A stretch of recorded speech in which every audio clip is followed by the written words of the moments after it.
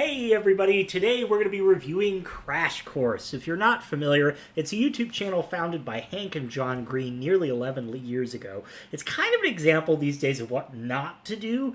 They started really strong and were getting a ton of views, but over time they kind of fell off. And I'm going to talk a little bit about why that is. We're also going to be talking about titles, thumbnails, intros, just about everything you can think of, but consistency. The number one rule on YouTube is consistency, and Crash Course failed to be consistent. So let's get into why. Without further ado, I'm going to hop into the screen share, and I'm going to be giving my live reactions on the channel. We're just going to be looking at titles and thumbnails, maybe some intros and topics as well, and then we're going to be talking about consistency because it's so relevant to this channel. It's not normally relevant to all channels, but definitely for Crash Course it will be. So let's hop right in, screen shares up, and let's start talking about Crash Course.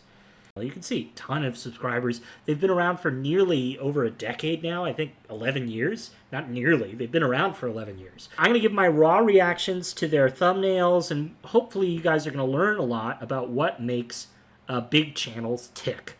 So first off, something that I see a lot of channels do that is not a good idea is text-heavy thumbnails. These thumbnails are extremely text-heavy. One thing this channel does that I see a lot of channels do that is a mistake is text-heavy thumbnails. These thumbnails are way too text-heavy. Some are better than others, like climate justice. That's good use of text because it's adding additional meaning.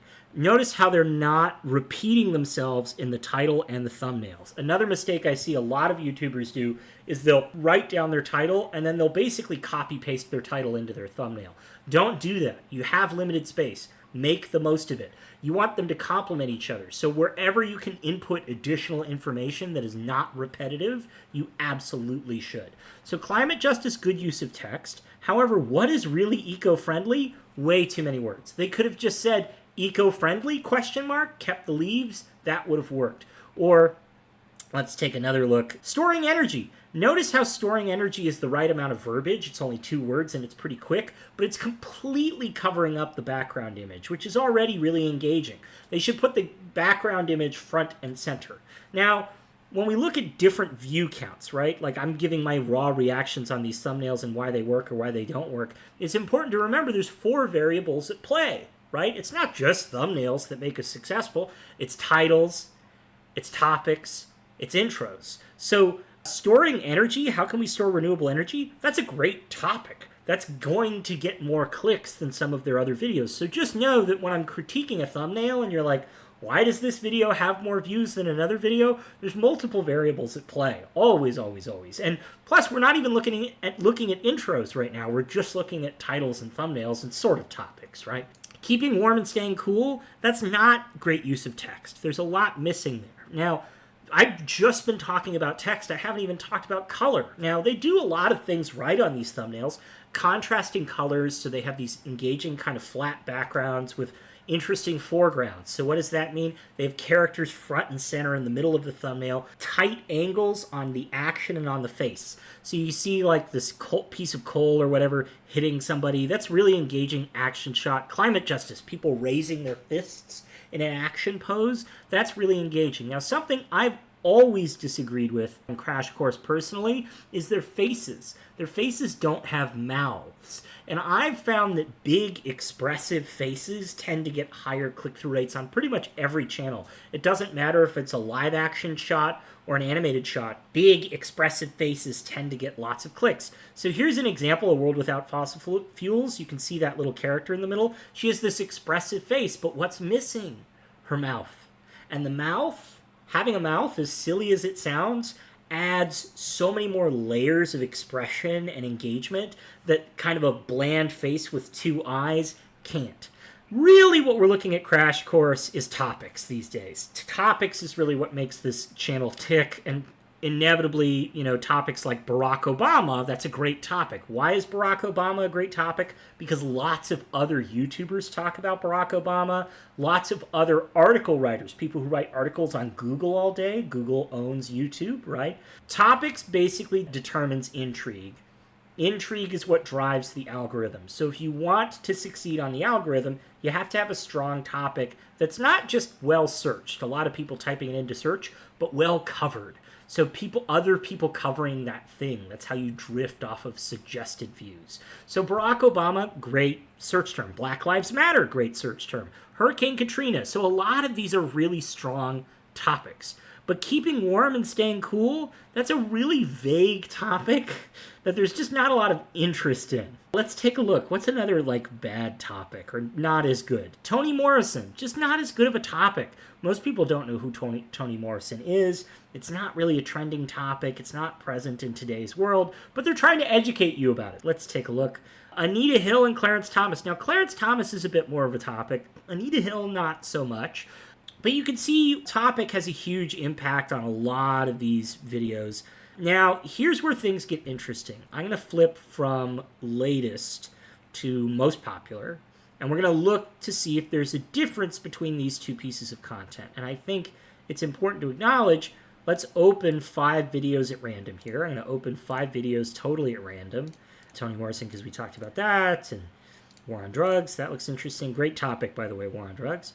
So I just opened 5 videos on the latest, and we're going to just watch the intros, like the first 5 to 10 seconds really quick to see if these follow the 8-second rule. So right off the bat, scientists have been studying doesn't follow the 8-second rule. It's engaging imagery, right? The shot composition's great, the color's great. Hello from the... Yeah, okay, great. Completely different host. Note this is going to come into play later as we talk about this, but consistency is a big thing, and it's something that Crash Course doesn't do very well. Look at how different these image compositions are. The backgrounds are different. The hosts are different. The way they present is different. Now, it's still a medium close-up of somebody talking to you, but the material's really different. And now we have an animated piece of imagery.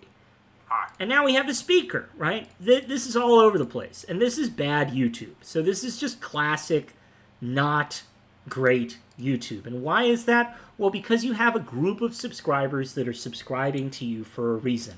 They want consistency. They essentially want the same thing or variations of it over and over and over again. And when we go and we look at Crash Course's most popular videos, you're going to see what I mean. This channel was largely started by John Green, and Hank Green came into play later on, at least with this channel. I mean, they've always gone back and forth. But if we open 5 videos from the most popular, just totally at random, you're going to see what I mean. It's like all Hank and John. Want to make the switch to Shopify? I'm getting ads. We're going to skip over the ads. Okay. Welcome you to Crash Course. There's John. There's John. This morning was a typical morning. There's Hank. Hi. There's John.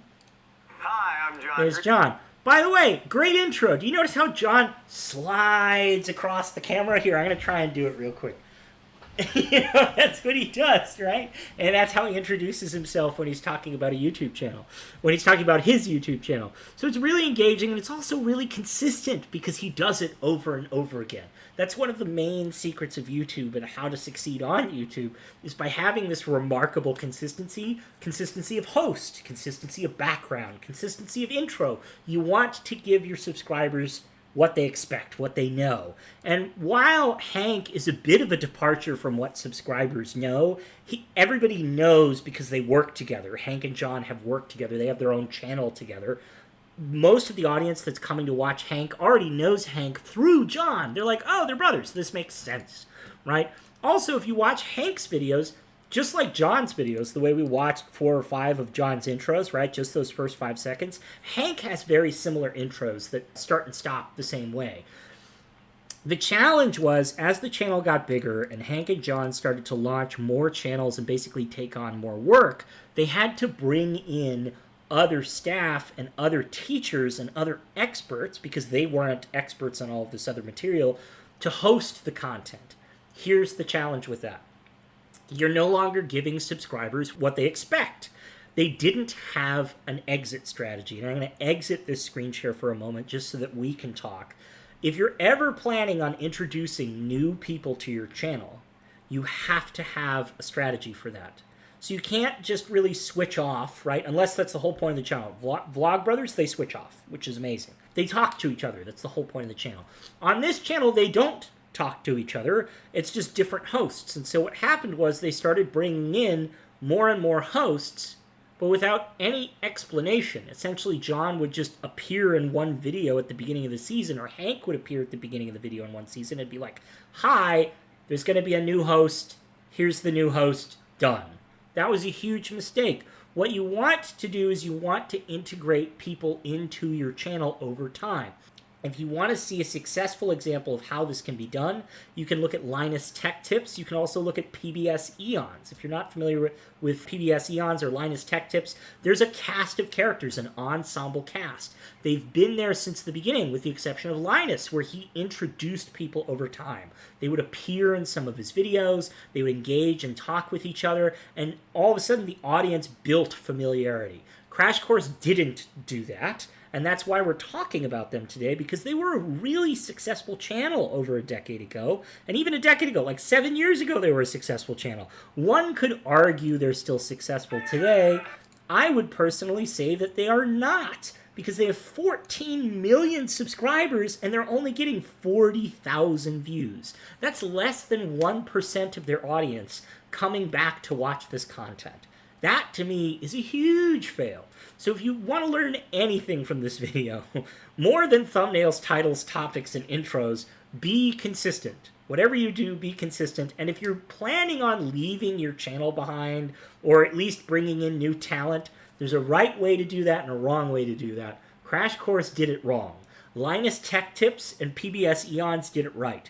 PBS Eons did it right because they had an ensemble cast from the beginning, and they would do regular events where you got to meet that cast, where they would introduce new cast members. Linus Tech, he just shot videos around his office, and people would show up to his office, and so they would naturally be in his videos. So it wasn't weird when they showed up. And then, months later, it wouldn't be weird when they started doing their own videos. So even though these guys back in the day didn't follow all the rules, like their thumbnails are really bad, they had really good topics, right? These are big topics. Agricultural Revolution, World War II, great topics with a ton of interest. And when they made these videos 10 years ago, there wasn't any competition. So you could forgive the fact that they didn't have great thumbnails because the content was good. It was also consistent. You had John showing up in every video. Topic, consistency, those things worked. These thumbnails are bad. Why are they bad? Well, not because of the color. The color's great. You need faces, you need engaging characters, and you need to follow the 8-second rule, which means, honestly, I bet these thumbnails would have done significantly better if John and Hank were in them, as well as the hosts. Like, I think the hosts should be in these thumbnails. And I know what you're going to tell me, but Trevor, the thumbnail style is consistent. Everyone knows that's Crash Course. Well, clearly not everybody knows, because these videos are just getting 30 to 50K views. That's less than 1% of this audience here. So, in my personal opinion, this channel needs to radically undergo a new design change and start following the 8-second rule, which means show people's faces in the thumbnail, get people to know the talent, and have consistent talent. Don't just have one person present the subject matter for one course, and then a different person present the subject matter for a different course. They need to work together. They need to feel like they're part of a cohesive whole. Otherwise, you're just dividing your audience up. You're literally bifurcating your audience and breaking up your audience into tiny pieces. So, yeah, there's like this tiny piece of my audience that likes Black American history, and then there's this tiny piece of audience that cares about climate change, and then there's this tiny piece of audience that cares about how to college and how to graduate. That's no good. You want everybody to work together, because then what's going to happen is you're going to get crossover audience. You're going to get people coming back to watch more of your content. So I know this was supposed to be a channel review, and it turned into kind of a rant about consistency. But it is. It's really important. So to go back to kind of what we were talking about, these thumbnails need work. They need engaging faces. I think it needs a radical revamp where you actually see the hosts. I also think it needs a radical revamp where you get hosts talking to each other. I think you need to use way less text in the thumbnails. The titles you can play with. The titles aren't necessarily bad. They're kind of linked to topics. But if you figure all that stuff out, this channel could become a hit again. But right now what you do when it's not working, and it's not because Hank and John aren't in the videos. It's because you keep changing hosts and splitting up your audience. That's the problem. And I say this not from a place of hatred or like wanting to make you feel bad. If the Crash Course people are listening, I deeply love this channel. I actually watch a ton of your content. I've watched dozens of hours of this content, and not just the Hank and John Green stuff. Like, there's a lot of engaging content here, but these are the rules of YouTube. And if you follow the rules, on average, not always, but on average, you will become a success. So for everybody else watching who isn't Crash Course, I hope you thought this was interesting. This has been Trevor Taylor and me reviewing YouTube. Please subscribe if you enjoyed this, and if you want me to review your YouTube channel, hit me up in the comments. Let me know if you have questions. All right. Thanks, everybody. Bye.